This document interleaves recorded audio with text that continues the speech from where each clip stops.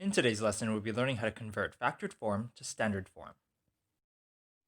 In a previous lesson, we learned that a quadratic relation is really just a type of pattern, and this pattern can be represented with an equation. This equation can be in factored form, or it can be in standard form. You can convert factored form to standard form using the process of expanding, and you can convert standard form back to factored form using the process of factoring. Today, we'll be focusing on the process of expanding. In our first example, we have an equation of a quadratic relation in factored form. We want to convert it to standard form using the process of expanding. We're going to use this table to the right to help us do that. I'm going to start with 2x, and we're going to write 2x right over here. Next, we're going to take positive 1, and we're going to place it right over here. Next, we're going to take 3x, and we're going to place it over here. And last, we are going to take positive 2, and we're going to place it right over here.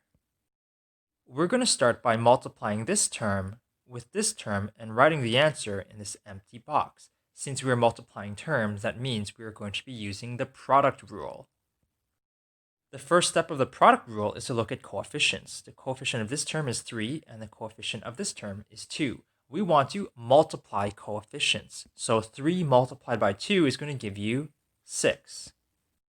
Next, we want to take a look at the bases. The base of this term is x, and the base of this term is x as well. Bases stay the same, so this is going to remain x.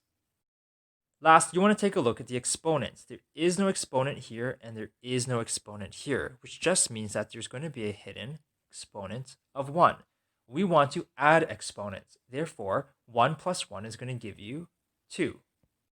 We're going to repeat the exact same process with this term and this term. We're going to multiply them, and the answer is going to go in this empty box. First step is to take a look at the coefficient. We already know the coefficient here is 3, but what about this term? Well, the coefficient over there is going to be positive 1. We want to multiply coefficients. So 3 multiplied by 1 is going to give you 3. Next, we want to take a look at bases. The base of this term is x. But what about this term? This term actually has no base. But that doesn't matter because bases stay the same. So this x is going to be over here as well. I'm going to write that right over here. Last, you want to take a look at exponents. The exponent of this term is 1. But what about here? Well, there is no exponent since there is no base.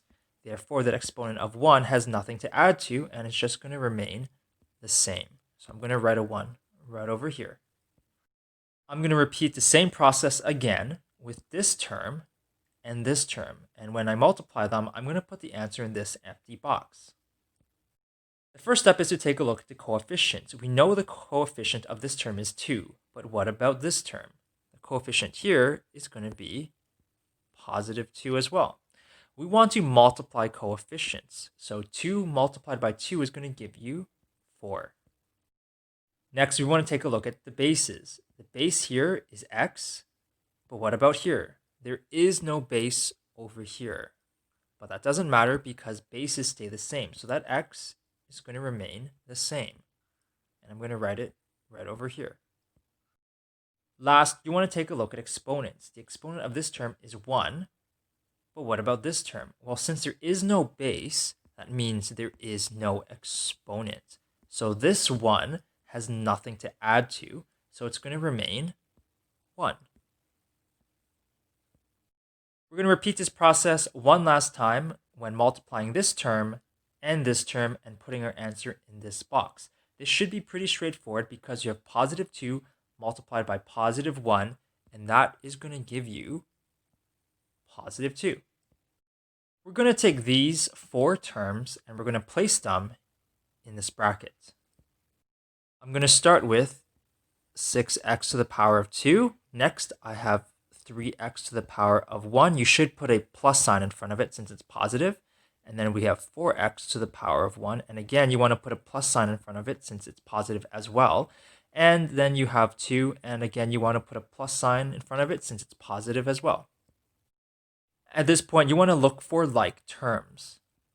These two terms would be considered like terms since they have the same base and same exponent.